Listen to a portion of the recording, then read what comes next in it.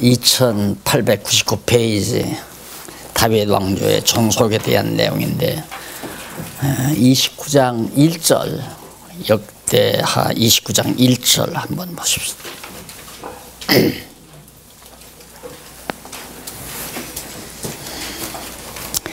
히스기야가 위에 나아갈 때 나이 25세라 예루살렘에서 29년을 치리하니라. 그 모친의 이름은 아비야라 스가랴의 딸이더라. 한 절 말씀 봉독해 드렸습니다.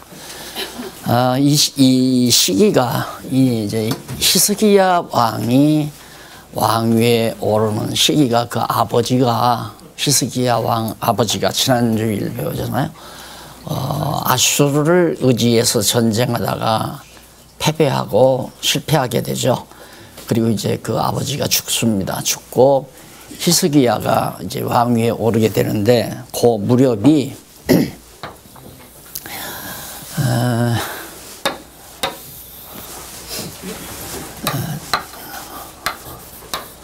다윗하고 솔로몬 이 721년 예수님 전 721년이거든요. 1년인데 요 무렵이 바로 히스기야 무렵입니다. 히스기야. 북이스라엘이 아수르에게 패망을 하죠. 패망을 하고 이제 북이스라엘은 나라가 없습니다. 완전히 아수르에게 다 먹혀 들어가서 백성들은 다 포로가 되고 나머지 백성들은 흩어져 살게 되는데 그 무렵에 이제 히스기야가 왕위에 올라서 25살 된 히스기야가 사태를 보니까 북쪽 이스라엘이 여호와 하나님을 저버리고 나가서 나라를 세워서 한때는 용성하고 강한 것 같지만 결국은 망하는구나 하는 교훈을 받았을 거 아니에요. 그러니까 결국 북쪽 이스라엘은 남쪽 유다를 하나님 백성 되게 하기 위한 하나의 교육 방법이었다는 걸 알 수 있습니다. 북이스라엘의 패망 모습을 보고 남쪽 유다 히스기야 왕은 정신이 번쩍 난 거죠. 그래서 대개혁 작업이 이루어집니다. 이스라엘 민족을 보아도 상황을 보고 그러니까 하나님이 이렇게 역사 섭리를 해가는 것은 이것이 하나의 교훈이거든요. 근데 우리는 지난번에도 말씀드렸지만 책을 보고 칠판 앞에서 선생님 앞에서 배우는 것만이 공부인 줄 아는데 하나님이 우리에게 공부를 시키는 방법은 그냥 삶 자체예요. 그래 역사 교육이라고 하는 것이 역사 섭리 속에서 그래서 내가 나와서 죽는 날까지의 모든 삶이 여호와 경외하기를 배우게 하시는 과정이라 말입니다. 그런데 우리는 목표를 거기다 두지 아니하고 내가 이 세상 태어났으니까 한번 어깨 펴고 활짝 정말 사는 것처럼 인간답게 명예도 얻고 성공도 하고 살아보리라. 목적을 거기다 두고 우리는 살잖아요. 그러니까 안 맞는 거죠. 그러니까 우리가 자꾸 하나님의 생각과 내 생각이 갈등을 빚는 이유는 하나님은 나를 여호와 경외하기를 배우게 하려고 사업도 시키고 직장도 다니게 하고 공부도 하게 하고 생활도 하게 하고 모든 목적이 하나님 여호와 경외하기를 배우게 하려는데 목적을 두고 있는데 우리는 어떤 일을 시작했을 때 그 일을 통해서 성공하려고 그리고 내가 힘을 얻으려고 내가 정말 출세를 하기 위해서 목적을 거기다 놓고 보니까 하나님의 생각과 내 생각은 동에서 서가 먼 것처럼 아주 먼 거죠. 안 맞아떨어지는 거예요. 히스기야는 공부를 잘한 거예요. 물론 선지자가 와서 이사야 선지자 무렵이 이때 이제 이사야 선지자가 예언을 하거든요. 예언도 하지만은 중요한 것은 이 역사 섭리를 보고 히스기야는 정신을 차린 거예요. 야, 이거 안 되겠다 해가지고 개혁 작업을 해나가게 되는 겁니다. 그러니까 히스기야가 개혁한 것이 아니라 하나님께서 이러한 역사 섭리 교육을 통하여 깨닫게 해서 개혁을 단행하도록 오직 여호와 하나님만 경외할 수 있도록 하나님이 히스기야를 깨닫게 합니다. 그러니까 여호와 하나님만 경외하지 않던 지난날의 역사, 자기 아버지 시대의 역사만 보더라도 아니 이방 나라에서 에돔이 쳐들어오게 되면 너희들은 우리가 누군 줄 알고 쳐들어오느냐. 처음에 이제 다윗이 왕 되기 전에 블레셋이 쳐들어왔을 때 사울왕은 도망쳐버렸잖아요. 죽을까 봐. 그런데 다윗은 어떤 생각을 했냐면 우리는 하나님의 택한 백성, 정말 하나님께서 이미 선택된 백성인데 할례받은 민족인데 저 할례받지 못한 블레셋 저 인간들이 우리를 누구라고 건방지게 저렇게 우리에게 모욕을 주나, 내가 나가겠다 해가지고 혼자 나갔잖아요. 혼자 나갔어도 블레셋을 물리쳤다 이 말입니다. 그러면 다윗이 가지고 있는 혼자의 능력으로 이긴 것이 아니라 이 백성들, 남쪽 유다를 하나님께서 선택해서 세우신 여호와 하나님께서 블레셋을 쳐 물리치도록 역사하셨단 말입니다. 다윗을 통하여. 그러면 바로 히스기야 아버지도 절대 아수르에게 의지하지 마. 아수르는 지금 북쪽 이스라엘을 쳐서 다 멸망시켰잖아요. 북이스라엘을. 그러니까 히스기야 아버지로서는 야, 아수르가 대단히 세구나. 저 민족을 다 쳐서 멸하는 거 보니까, 그러니까 남쪽 유다로 에돔이 쳐들어오니까 당장 가서 아수르에게 의지해서 우리 좀 도와달라. 지난 주일날 배운 거 아니에요. 그래서 이제 아수르를 의지했다가 결국은 전쟁에서 패하고 히스기야 아버지는 죽었단 말입니다. 죽고 나니까 히스기야 왕이 돼서 히스기야는 공부를 잘한 거예요. 안 됐다. 이거 우리는 이 민족들은 북쪽 이스라엘은 여호와를 배반하고 떠나가지고 나라가 다 망했다. 다 백성들 사로잡혀가고, 그래서 이제 히스기야가 단행을 바로 하게 되는 겁니다. 그래서 이런 걸 보면서 사실은 이제 교회 체제개혁이란, 교회 개혁이라고 하는 사상이, 그런 생각이 자꾸 나에게서 떠오른 이유가, 한국교회가 신비주의나 기복주의, 잘못된 자유주의 신앙, 학문적으로는 자유주의 신앙, 또한 신앙적으로는 우리 민도가 낮으니까 기복주의 신앙, 때로는 정말 신비주의 신앙에 다 매여가지고 교회가 한때 막 불붙듯이 일어나는 것들은 사그라들잖아요. 이게 그거 아니라는 게 그걸 통해서 배운 거죠. 이 신앙이 기복주의 신앙은 아니다. 그리고 신비주의 신앙도 아니고 오직 하나님의 말씀 중심 신앙이 옳은 신앙이라는 걸 깨닫게 되니까 그게 이제 하나님께서 가르쳐 주는 거예요. 쉽게 말하면 내가 살고 있는 이 시대의 교회 역사를 통해서, 또 지난날 교회 역사를 통해서 저러면 안 된다는 걸 깨닫게 하기 위해서. 그래서 내가 늘 지난번에도 말씀드렸잖아요. 공부를 교회에 와서만 제가 성경을 읽고 가르치는 것만 공부를 하려고 하시지 마시고, 여러분들이 그냥 생활 속에서, 또 지난날 과거 생애 속에서 공부를 하시라. 요즘 제가 공부를 참 많이 하잖아요. 지금 와서 이렇게 생각을 하면 고비 어려웠을 때 수치당하고 멸시당하고 이단 시비당하고 할 때가, 그때가 공부를 참 세게 했던 때다, 이런 생각을 참 많이 해요. 그래서 그때 하나님이 나를 가르쳐서 정말 나를 내 모습 되도록, 아니었으면 지금 내 모습이 아니라 아마 여러분들 다 보기 역겨웠을 거예요. 되게 잘난 척 했을 거고, 정말 아주 그냥 꼴사납게 하고 내가 다녔을지 모르잖아요. 교주가 돼가지고 혼자 잘났고 혼자 하나님의 종이고. 그런데 그게 싹 전현대에서 사라지게 하신 분이 이런 삶의 과정을 통해서 나를 나되게 가르쳤다. 그래, 사도 바울이 하나님께서 자기를 자기 되게 했다고 하는 그런 말씀들이 아주 실감 있게 들어오는 거죠. 그래서 거듭 드리고 싶은 말씀은, 하나님께서 우리를 가르쳐주는 것은 히스기야에게 가르쳐주듯이 북쪽 이스라엘 민족의 역사 과정을 통해서 진하게 가르친다. 그래서 물론 선지자 이사야의 말도 있지만은 깨닫고는 히스기야가 나이 어린 25살밖에 안 되는 히스기야가 바로 나라를 개혁하기 시작합니다. 남쪽 유다를 완전히 개혁 작업을 시작하는데 거기 1절로 11절 보면 29장 1절로 11절 히스기야가 성전을 수리하고 제사를 회복하게 됩니다. 이 말은 지금까지 제사도 안 드렸다는 얘기 아니에요.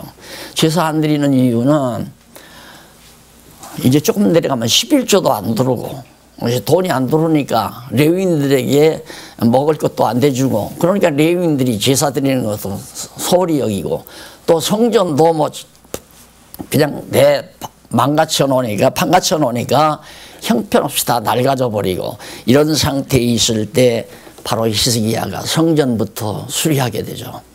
그때 당시는 이제 건물 성전이 중요한 때니까 그걸 수리를 해서 그다음 제사를 회복하도록 제사를 회복하려면 제사장들이 제사를 드려야 되는데 그래서 이제 11조도 이제 백성들로 하여금 걷어낼 수 있도록 그렇게 섭리해가는 과정이 있습니다. 자 그러면 1절로 3절 이쪽 1페이지에 보면 901페이지 중간쯤 보면 1절로 3절 나오죠.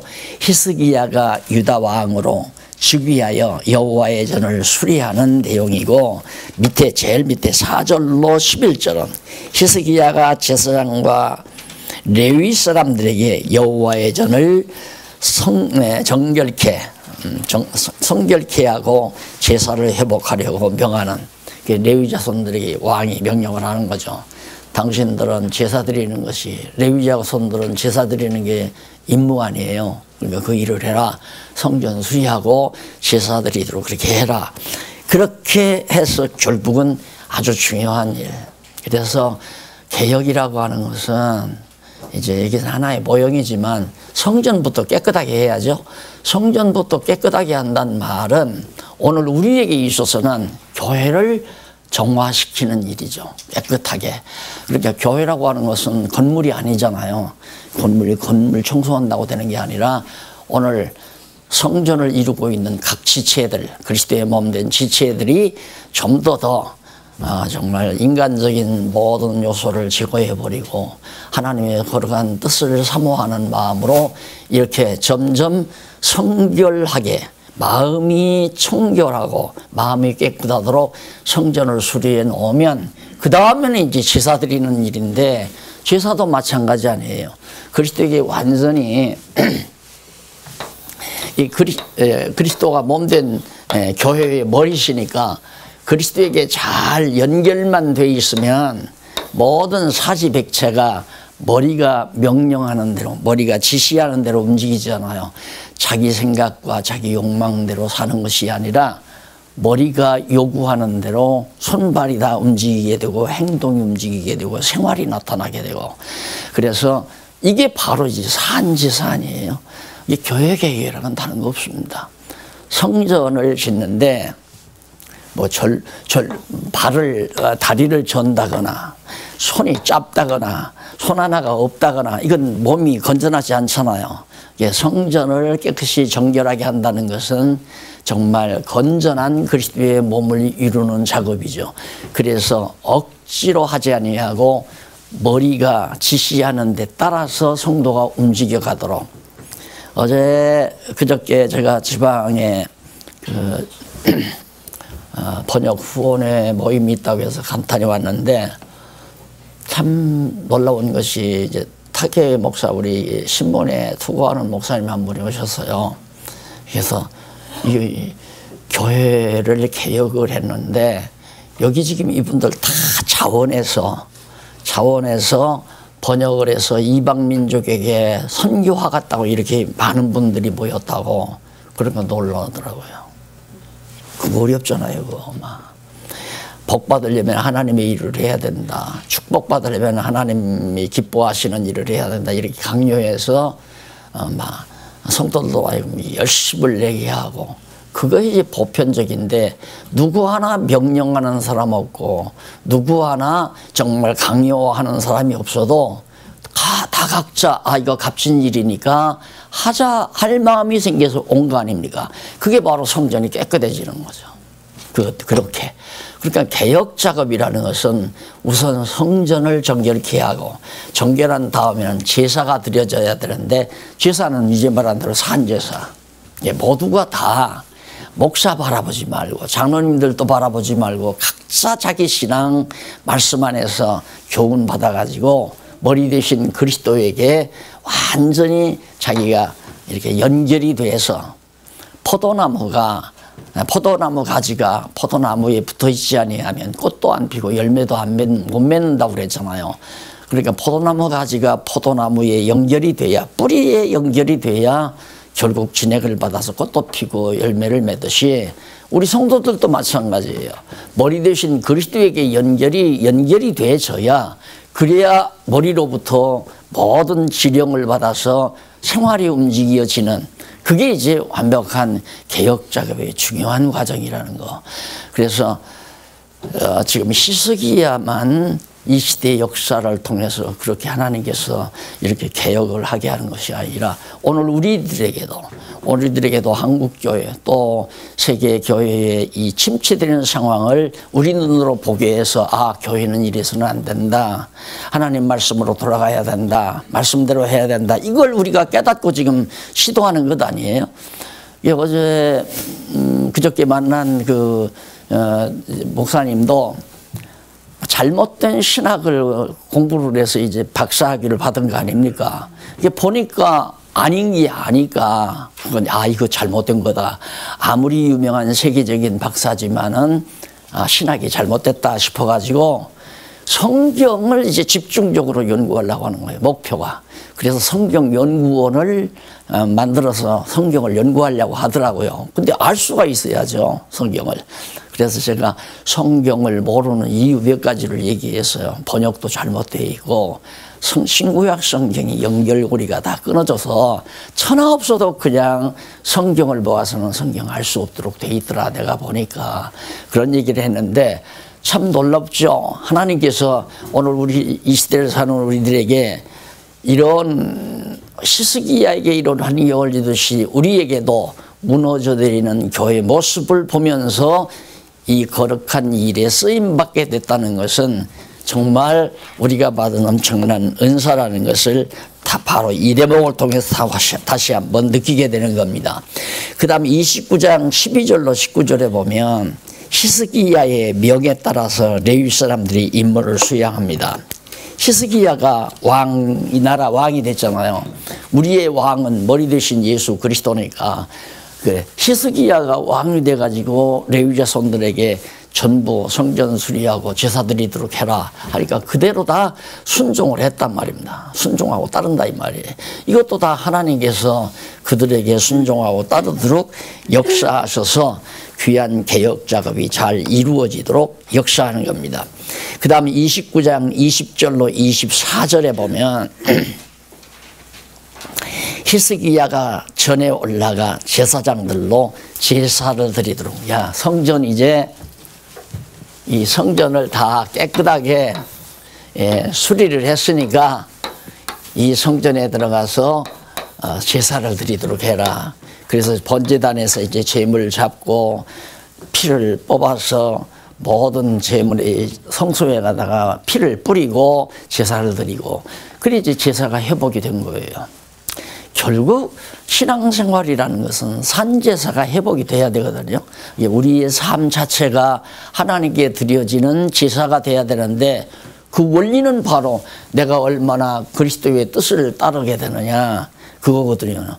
그러니까 우리가 성경을 공부하지 아니하면 머리 대신 그리스도의 뜻을 모르잖아요.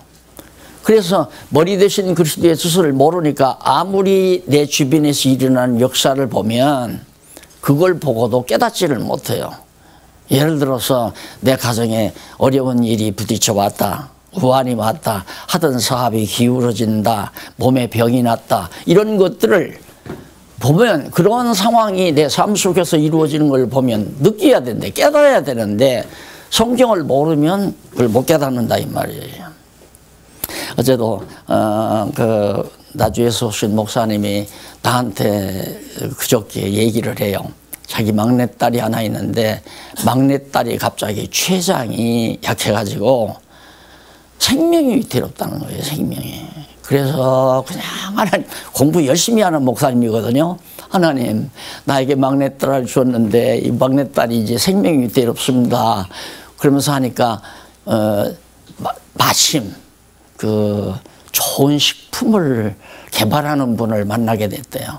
그래서 그 개발하는 식품을 갖다 먹고 지금 아주 췌장 수치가 자꾸 높아간다고 하면서 얼굴이 환해가지고 정말 하나님 살아계세요. 정말 하나님 살아계세요. 그러더라고요. 췌장 병은 죽어요. 저도 급성 췌장염 알았잖아요. 죽는 거예요. 하나님께서 그처럼 이제 삶을 통해서 깨닫게 하니까 전적으로 여호와 하나님 의지하는데 만약에 그분이 성경 공부를 안 했다면 하나님 의지 안 하죠. 하나님 의지 안 하고 그냥 덩덩 뛰면서 애기 죽는다고 그냥 낙심하고 절망하고 이 병원 가도 안 됩니다. 저 병원 가도 안 됩니다. 절망에 빠져 있을 거 아니에요. 그러니까 결국 우리가 성경을 공부하는 이유는 왜 하나님이 나를 이 땅에 보냈는가, 오늘을 왜 살게 하는가, 오늘 우리가 살고 있는 이 시대의 역사, 내 주변의 역사가 왜 이렇게 일어나고 있는가. 그래서 상황을 볼 줄 아는 눈이 열려야 돼요. 그걸 관이라고 한다고 내가 계속 그러잖아요. 관. 지금 내 앞에서 이루어지고 있는, 내 주변에서 이루어지고 있는 이 모든 일들을 바르게 볼 수 있는 눈. 아, 하나님께서 내 나태함을 꾸중하시는구나. 그리고 또 하나님께서 내 미련함을 총명하게 열어주시려고 그러는구나. 이런 과정들을 우리가 성경을 모르면 그걸 깨닫지 못하고 그냥 좌절하거나 절망하거나 울거나 결국 포기하거나 이런 결과로 나오는 거거든요. 그러니까 무슨 얘기냐면 히스기야를 통해서 남쪽 유다 왕조를 존속한다고 해요. 존속. 다윗 왕조를. 이게 이제 다윗 왕조인데 솔로몬 때 나라가 갈라져서 이제 왕조가 분열이 됐잖아요. 그런데 이게 망했다 이 말입니다.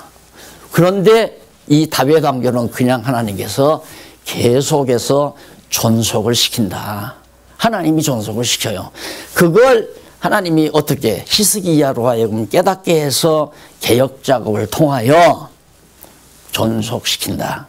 그래서 이번에 만난 목사님이 한국교회 안 망합니다. 내가 그랬어요. 한국교회 안 망합니다. 왜? 여러분이 있어서 안 망해. 진짜 여러분이 있어서 안 망해. 개혁 작업을 통하지 아니하면 그대로 다 서구교회가 다 망했잖아요. 개혁이 없으니까. 왜 개혁을 못하나? 성경을 모르니까 개혁을 못하는 거죠. 성경을 알아야 개혁 작업을 할 수 있는데 성경을 모르니까 어떻게 고치자는 얘기예요. 뭐 건물 뜯어 고치면 개혁이 되는 겁니까? 그것도 안 된단 말입니다. 그러니까 하나님께서 한국교회나 또 우리 주님의 몸된 교회를 망하지 않게 하시려고 결국 하나님의 뜻을 깨닫게 해서 우리를 통하여 교회가 개혁되듯이 히스기야를 통하여서 다윗 왕조를 존속시키기 위하여 개혁 작업을 했다 이 말입니다. 자, 그래서 29장 25절로 30절에 보면 히스기야가 명하여 제사 때에 노래와 나팔 일일이 다 간섭합니다. 하나님 찬양해야죠. 제사 드리면서 노래와 나팔로 하나님 찬양하고 어제 그저께 제가 가는데요. 누가 그래요. 목사님 이제 뭐 공부는 더 우리가 안 해도 되지만 성도들이 혹시 보고 싶어 하니까 목사님 가십시다 그러면 가자고 그래요. 그래서 처음에는 그 얘기 들으니까 같이 하면 야 많이 성도들이 컸구나 싶더라고요. 그런데 가만히 생각하니까 이제 너 필요 없다. 이런 얘기가 돼가지고 살살 분이 일어나려고 그래서 야 용기야 잠자라 그러고 이제 갔는데 정말 그래요. 우리가 정말 하나님의 말씀을 깨닫고 나면 찬송밖에 안 하잖아요. 근데 가서 보니까 전부 다 사회자들이 시편을 낭송을 해요. 시편을. 그래서 계속 그걸 들으면서 야 됐다. 저렇게 시편이 좋은 줄 알면 정말 성경을 깨닫기는 깨달았구나.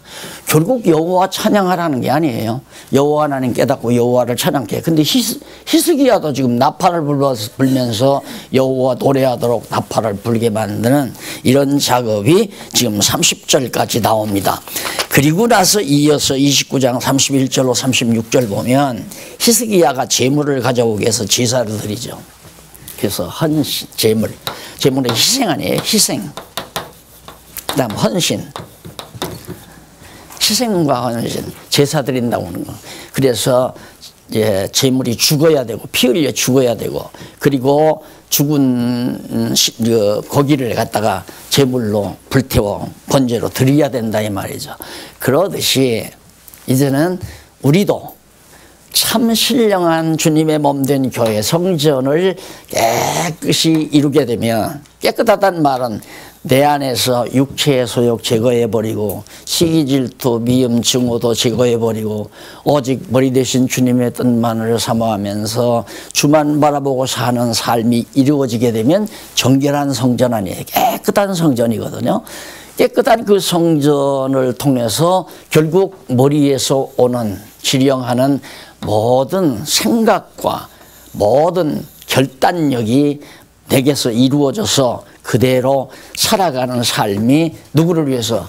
주를 머리 대신 그리스도의 명령 따라하니까 희생하는 거고, 또 내 모든 몸과 마음을 다해서 산제사로 하나님 앞에 드려지는, 이것이 우리가 지금 드려야 될 아름다운 참 산제사란 말입니다. 이런 아름다운 기독교 신앙이 정말 이루어지기 위해서는 히스기야가 구약시대 개혁작업하듯이 오늘에도 잘못된 교회의 개혁작업은 반드시 하나님께서 이루어 성공하도록 역사하신다는 것을 알 수 있습니다.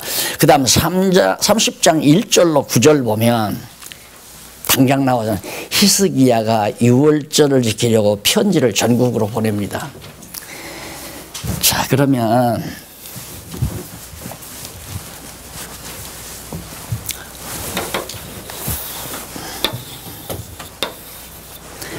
유다 땅은 이제 이 정도밖에 안 되잖아요. 여기만 남았단 말입니다. 유다만이. 이 북쪽, 이 북쪽 이건 전부 다 아수르가 와서 다 침략해서 백성들도 많이 잡아가고 왕국도 다 멸망시켜버리고, 그러니까 백성들이 여기저기 흩어져 있을 거 아니에요. 백성들, 나머지 백성들만. 그리고 이 사람들은 이제 왕도 없을 뿐만 아니라 아수르 제국의 지배하에서 사는 거죠. 근데 여기 이제 히스기야가 왕이 돼가지고 도발꾼, 그래 요즘 우체부와 같은 사람이죠. 심부름꾼. 거기다가 편지를 써서 각 지역에다가 보내서요. 각 지방에다가. 물론 유다도 물론 다 보내고. 그렇게 보내가지고 뭐 어떻게 하자고. 6월절 지키자. 6월절. 그럼 6월절이란 뭐냐면 애굽에서 나올 때 장자가 다 죽고 이스라엘 장자만 살았던 일 아니에요? 그러니까 그 6월절을 꼭 해마다 지키라고 했는데도 지금까지 안 지킨 거죠. 이 시대에. 그 6월절을. 그럼 6월절을 안 지킨다는 말은 애굽 땅 종되었던 집에서 인도하여 내신 여호와 하나님을 잊어버렸다는 얘기 아니에요.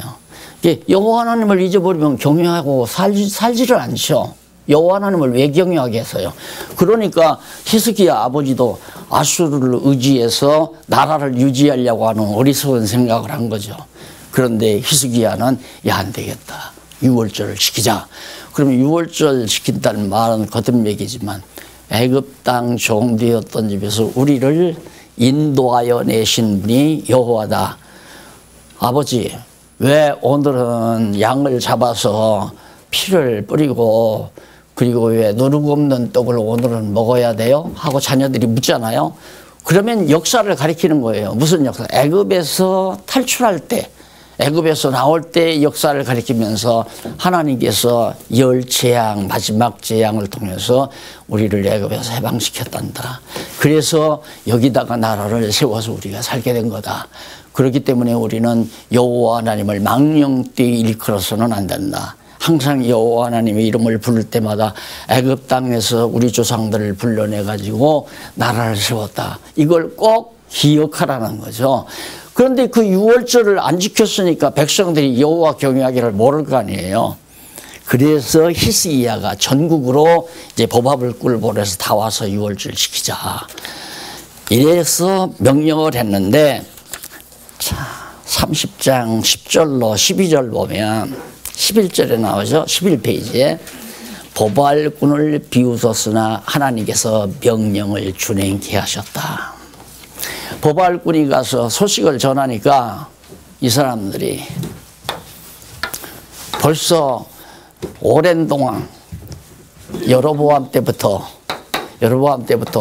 주전 721년 북이스라엘이 망할 때까지 이 사람들은 유월절을 지키지, 여기도 안 지켰는데 이 사람들이 지켰겠어요? 전혀 모르는 거죠.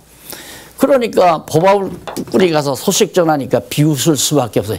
무슨 놈의 유월절이냐, 우리는 나라도 다 망하고 왕도 없어져 버리고 지금 우리는 이방 민족에게 지배받으며 사는데 유월절이 무슨 유월절이냐 하고 비웃을 수밖에 없잖아요. 그래도 하나님께서 비웃는 이들에게 순종할 마음을 주어서 결국 와서 그들이 여호와 하나님의 명령대로 유월절을 지키게 된 겁니다. 자, 유월절을 지키게 되니까 자연히 거기서 이제 여호와 하나님에 대한 기억이 되살아날 수밖에 없잖아요. 그래서 13절로 22절 12페이지에 보면 백성들이 2월달에 유월절을 지키고 찬송하며 감사를 드리게 된 대표적이 일어나잖아요. 그러니까 가르쳐 주니까 몰라서 길갈이나 단에다가 길갈이 아니라 베델과 단에다가 산당을 짓고 구무상을 만들어 놓고 제사했지. 잘 알려만 주면 그럴 리가 없잖아요. 몰라서 과거에 그랬지만은 유월절 지키러 가가지고 다 알고 나니까, 야, 정말 우리가 여호와 하나님 저버리고 우상, 금우상을 섬기다 보니까 그래서 망했구나 깨닫고 결국은 여호와 하나님을 찬양하면서 감사하는 장면이 22절까지 나타나잖아요. 거기 이제 기도 17절 한번 보실래요? 성경 17절 한번 보십시다. 성경 본문 위에서부터 6째 줄 뒷부분에 나옵니다. 회중에 많은 사람이 성결케 하지 못한 거로 레위 사람들이 모든 부정한 사람을 위하여 유월절 양을 잡아 저희로 여호와 앞에서 성결케 하였으니 18절 에브라임과 므낫세와 이사갈과 수불론의 많은 무리는 자기를 깨끗하게 하지 아니하고 유월절 양을 먹어 거룩한 규례를 어긴지라 히스기야가 위하여 기도하여 가로되 선하신 여호와 하나님이여. 선하시단 말은 여호와 하나님은 정말 우리 하나님의 백성들을 사랑하셔서 언약하시고 언약대로 이루시는 그런 선하신 여호와여 부르면서 사하시옵소서. 몰라서 그랬사오니 유월절 양식을 그냥 함부로 먹으면 안 되거든요. 다 몸을 정결케 하고 먹어야 되는데 이런 지역에서 전혀 모르고 와가지고 유월절 양고기를 그냥 먹어댄 그들을 위해서 히스기야가 지금 기도하는 얘기 아닙니까? 하나님이여 저희로 용서하시옵소서. 그리고는 이제 자기를 깨끗하게 하지 아니하고 유월절을 양을 먹어 기록한 규례에 어긴 그들에게 히스기야가 이제 기도한 내용이 사하해달라 19절 결심하고 하나님 곧 그 열조의 하나님 아브라함과 이삭과 야곱의 하나님이죠. 하나님 여호와를 구하는 아무 사람이든지 비록 성소의 결례대로 스스로 깨끗게 못하였을지라도 사하시옵소서. 하나님 규례를 다 어기고 정결하지 못했다 할지라도 하나님 사해해 주시옵소서. 누구니까? 여호와 아닙니까? 언약하신 여호와시니까 여호와여 공의를 베풀어서 용서해 달라고 히스기야가 간절히 기도를 합니다. 20절 여호와께서 히스기야의 기도를 들으시고 백성을 고치셨더라. 자, 그러면 기도했기 때문에 고쳤다 말이 되는데, 히스기야가 백성을 위해서 이들을 위해서 기도하니까 하나님께서 용서해 주었다 말은 돼요. 말은 되는데 그게 아니고 하나님께서 히스기야로 하여금 먼저 깨닫게 했잖아요. 아, 북이스라엘이 여호와를 저버리고 그 무상을 섬기다가 다 망했구나. 그런데 우리 아버지도 여호와 의지하지 아니하고 아수를 의지하다가 결국 패망을 하고, 아니다, 여호와를 경외해야 한다. 야, 유월절을 지키자, 성전 수리하고 제사도 드리자, 이러면서 개혁을 단단히 단행하면서 백성들이 모르니까, 뭐 이렇게 갈라져 가지고 뭉상만성이다 모르니까 당연히 그냥 막 유월절 음식을 그냥 먹었을 거 아니에요. 히스기야가 여호와를 깨닫고 나니까 여호와께서는 이 백성들을 아브라함과 이삭과 야곱에게 언약하셔서 지금까지 번창케 하시고 지금까지 다윗 왕조를 이렇게 보호해 주시는 하나님이신데 이거 용서하셔야지 어떡합니까? 몰라서 그런 거 용서하십시오. 하나님은 용서해 주시려고 히스기야로 하여금 깨닫게 해서 기도하게 한 것이다. 이렇게 이해를 하셔야 정확하게 이해하는 거예요. 그러니까 하나님께서는 살릴 자는 깨닫게 해서 여호와 하나님 찾게 해가지고 살려주신다. 그래서 여호와 경외하기를 배우게 하는 거거든요. 그런데 여러분이 하나님도 모르고 하나님도 경외치 아니하고 여호와를 알지도 못하고 그러고 살아가는데 그냥 내버려 둔다면 하나님이 사랑하는 자가 아니잖아요. 그러니까 그럴 때에는 여호와 하나님을 찾고 배우게 하기 위해서 어려운 시련을 우리에게 주는 것이 당연한 거죠. 그게 진짜 사랑이죠. 그냥 그러니까 사생자는 버려둔다고 그랬잖아요. 사생자는 하나님의 징계가 있는 자는 하나님이 사랑하는 확증이다. 징계가 없는 자는 하나님의 사랑을 하나님이 사랑하지 아니하는 자는 징계가 없지만은 하나님의 사랑의 징계가 있는 자는 하나님이 사랑하기 때문이다. 그래서 우리에게 있어서는 여호와를 기억하고 경외한다고 하는 것은 내 믿음이 아니잖아요. 하나님께서 그렇게 우리를 인도해 준 거기 때문에 엄청 큰 대박이죠. 여호와를 알고 경외한다는 것은. 그런데 여러분 지금 새로 나온 성경, 개역, 신개역, 새개역인가? 요즘 대부분 다 보는 성경 있잖아요. 거기에 구약 성경에 여호와란 말이 하나도 없어요. 그러니까 그런 성경책 갖고 가서 신앙생활을 해야 다 헛수고예요. 여호와를 다 빼버렸어요. 전부 주라고 고쳐버렸어요. 그리고 킹제임스 성경이라고 성경대로 번역한다고 애쓴 분이 있거든요. 애써서 번역한 침례교 계통의 신학 성경인데 거기도 여호와란 말이 한마디가 없어요. 그런데 우리는 정말 어떻게 하다가 여호와를 알게 되는지, 그래서 내가 자꾸 대박이라는 거예요. 하나님께서 우리에게 깨닫게 한 거죠. 그래서 여호와를 경외하고 사는 것이 가장, 히스기야가 여호와를 알았기 때문에 이런 엄청난 개혁 작업을 할 수 있었던 것도 바로 그런 은총 속에서 이루어진 것이다. 자, 그래가지고 결국 21절로 22절 밑에 보면은 예루살렘에 모인 이스라엘 자손이 유월절을 지키고 여호와를 찬양하여 감사하는 이런 내용입니다. 이제 정상적으로 들어왔잖아요. 자, 유월절을 지키고 하나님을 찬양하고 감사하고 여호와를 아니까. 여호와를 알면 찬양이 나오게 돼 있어요. 그게 시편이라고 그랬잖아. 핵심적인 찬양이 이제 시편에 다 나와 있죠. 그래서 시편은 읽어도 정말 진액들이 담겨져 있잖아요. 어제 그저께 어느 집사님이 상담을 요청을 해요. 딸 하나가 있는데 딸 사위를 얻어서 사는데 사위가 신앙심이 좀 있는 것 같아요. 그런데 사업을 자꾸 확장하다가 뭐가 안 되니까 그러면 거기서 실망하면서 무슨 풍을 맞았대요. 풍. 바람을 이렇게 불면 막 온 몸이 막 그냥 시리고 통증이 오고 막 이래가지고 좌절하고 절망한다고 그러면서 딸 하나 있는 거 그렇게 돼 있으니 어떻게 되겠어요? 그러면서 나한테부터 해결책이 없네요. 그래서 하나님께서 사랑하는 백성 같으면 좋은 기회가 될 겁니다. 그리고는 마침 시간이 돼서 이게 해졌어요. 그리고는 내가 시편을 이렇게 떠들러 봤거든요.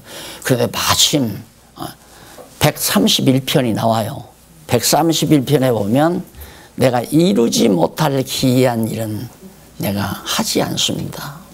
그런 장면이 어린아이가 엄마 품에서 젖을 때는 엄마 품에서 어린아이가 잠든 것처럼 그렇게 그래서 제가 그런 얘기를 하거든요. 누가 목사님은 왜 어떻게 그렇게 건강 유지하세요? 그러더니 그냥 세상 철딱선이 없이 살다 보니까 그런 것 같아요. 내가 철딱선이 없다는 말은 시편 31편을 얘기하는 거거든요.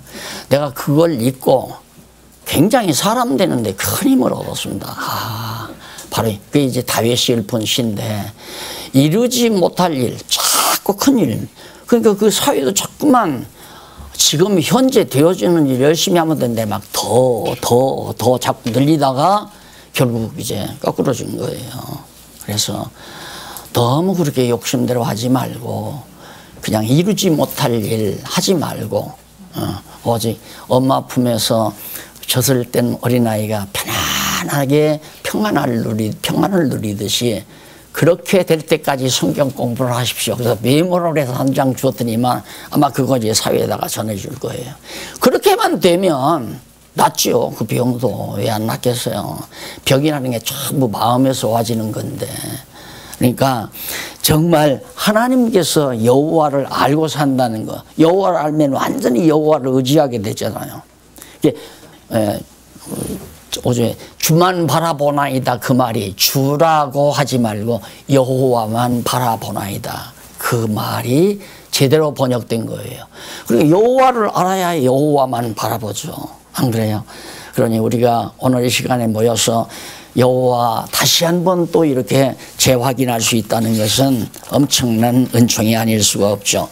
30장 23절로부터 27절에도 예루살렘에 큰 희락이 있고 축복하는 기도가 상달이 됩니다. 자, 여기서 이제 문제는 우리가 이 성경을 볼 때 와! 그러니까 축복을 받았구나. 이 축복.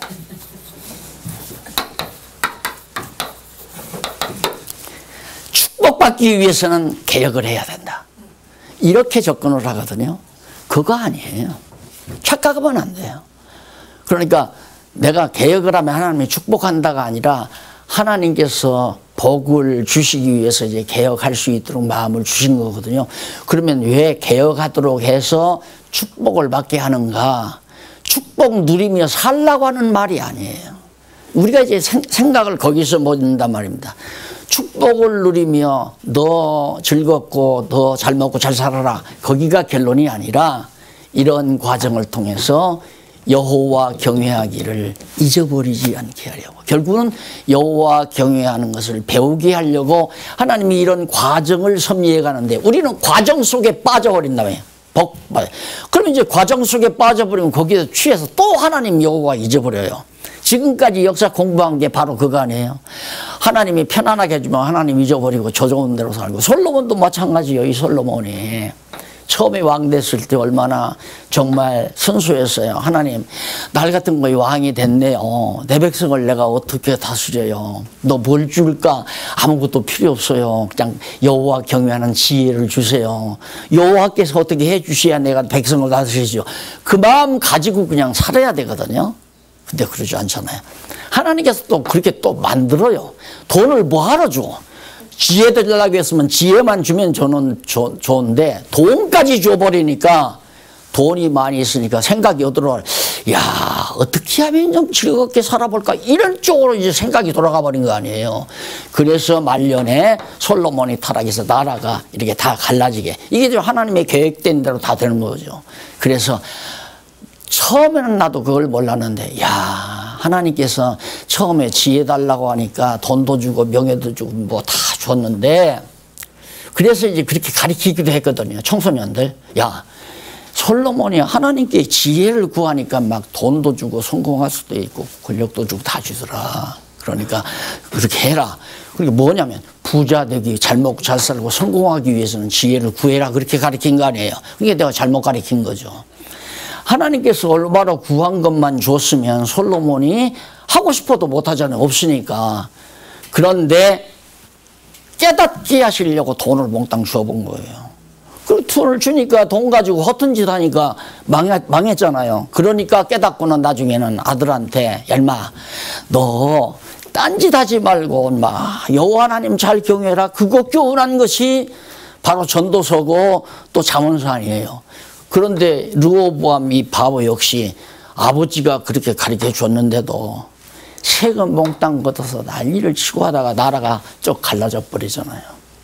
그러니까 결국은 하나님은, 제가 무슨 얘기하려고 그러냐면, 복을 받고 살든 저주를 받고 살든 곤고한 날을 살든 형통한 날을 살든 거기에가 결론이 아니다. 왜 하나님이 공곡해 하고 왜 형통케 하는가? 여호와 경외하기를 배우게 하려는 것이다 이 말이에요. 그래서 이때 조심하라 그 말이에요. 잘 될 때. 승진도 하고 가정경제도 넉넉하고 온 가족이 건강하고 이럴 때 우리의 생각은 주변으로 빠져버리거든요. 그 환경으로 빠진다 이 말이에요. 환경으로 빠지지 않고 지혜로우면 하나님 나 지혜 흐리지 않게 해주세요. 왜 이렇게 건강을 주셨는지, 왜 여유를 주셨는지, 왜 마음의 평강을 주셨는지 하나님 앞에서 그걸 골똘히 생각하는 사람은 그게 이제 여러분들이 생활 속에서 명상하는 삶이란 말입니다. 아, 오늘 또 건강한 모습으로 자리에서 일어났구나. 하나님은 왜 오늘 이렇게 건강한 하루를 주셨을까? 이렇게 접근을 해야 하는데, 야, 오늘 공기도 좋고 맑고 그러니까 벌써 하나님 잊어버리잖아요. 환경에 취해서. 그래서 이때 조심을 해야 된다. 그러니까 축복받아 살려면 여호와 잘 경외하고 살면 된다. 이건 잘못 가리키는 거다 그 말이에요. 축복을 받든 저주를 받든 어떠한 환경이든지 결국 하나님께서는 목적이 여호와 경외하고 살게 하시려고. 31장 1절에 보면 이스라엘 무리가 우상들이죠. 주상 및 목상, 나무로 만든 우상 이런 것 전부 신당을 급기야 제거해 버리잖아요. 그러니까 개혁 단행을 참 잘한 거죠. 엄청나게 잘한 거예요. 그러니까 개혁의 그 원리를, 제가 교회개혁론을 썼는데 개혁의 원리를 다 이런 데서 나오는 거예요. 이게 모형 아니에요, 모형. 그러니까 오늘날 기독교가 오늘 신문만 보신 분이 있을 거예요. 지금 막 대형 예배당, 성전, 소위 성전 화려하게 지키 경쟁이 지금 큰 교회들에게서 벌어졌잖아요. 엄청나게. 그게 이제 종말을 가는 거예요. 왜? 그렇게 지어놓으면 여러분 보세요. 그냥 한 20평짜리 10대평짜리 아파트 그렇게 사는 집에 가면 하나 유축이 안 되잖아요. 그렇죠? 안 되잖아요. 그런데 벌써 65, 50평, 100여 평짜리 아파트 딱 들어가면 차 몰고 들어가는 길부터 달라. 예, 두리번에. 예, 옛날 시골 어른들이 서울 올라와서 서울역 앞에서 막 이렇게 막 시각을 휘두르다가 쓰리들에게 당하는 이유가 저 촌노로구나. 그래서 다리게 붙들어서 돈 뺏어가고 또 젊은 청소년들도 서울역에 올라오면 막 눈알이 벌써 들리니까 무슨 얘기 하려고 그러냐면 우리 이 인간이라고 하는 것은 웅장함에 완전히 기가 꺾여요. 여러분 로마 교황청 다녀오신 분들도 있겠지만 거기 딱 들어가면 저는 이제 하도 그게 단련이 돼서 야, 잘해 먹었다. 그러고 들어가서, 야, 참 잘해 먹었다. 이걸 보고 어떻게 많은 영혼들이, 기가 안 꺾이겠나. 옛날 양반 상놈 살 때 양반 집에 가면 막 대문을 크게 해서 잘 사는 게 기어라 이거야, 기어. 그래, 그거 이제 중국으로부터 이제 우리나라도 보면 남대문을 이제 들어가려면 남대문 거쳐야 되잖아요. 갓을 막 큰 거 쓰고 왔다고 그러잖아요. 이거 좁아서 못 들어가겠다. 바로 그런 인간의 심리를 이용하는 거기 때문에 아주 야만적이에요, 여러분. 그래서 정말 진리만을 전파하고 진리만을 가르쳐야 되는데 사람을 그런 방법으로, 그래서 막 호화롭게 옷을 해 입고 누런 것을 갖다 끼고, 음료수를 사 먹어도요 누런 금빛이 번쩍번쩍하면 비싼 것 같잖아요. 근데 투명하게 쬐 비치는 건 그냥 사실 크기만 하지 돈도 싸잖아요. 예. 그러니까 눈으로 보는 데서부터 벌써 사람을 기를 죽이는, 그건 야만적이에요. 이게 지금 종교가 지금 그렇게 흘러간다 이 말입니다. 기독교가 다. 이게 마지막 가는 거거든요. 지금 히스기야가 그 화려하게 만들어 놓은 모든 주상들, 우상들, 신당들을 다 헐어버린다고 하는 것은 오직 여호와 경외하기를 가르치는 아름다운 개혁 작업에 있어서 필수적인 한 과정이었다 하는 걸 알 수가 있습니다. 자, 그 다음 31장 11절로부터 19절 보면 히스기야가 11조 등을 보관케 해서 나누어 주게 하는 거 아니에요. 이제 하나님 잘 경외하려니까 레위인들이 잘 먹고 살아야 되잖아요. 그래서 이제 11조를 걷어서 레위인들로 하여금 여호와 경외하기를 전념할 수 있도록 만들어가는 것이 31장 마지막 절 20절로 21절 히스기야가 하나님을 구하고 일심으로, 내가 크게 하나 써드릴게요.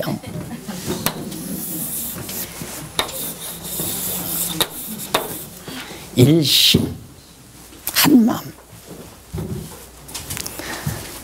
일심으로 행하여 형통하더라. 왜? 가장 가치가 있으니까.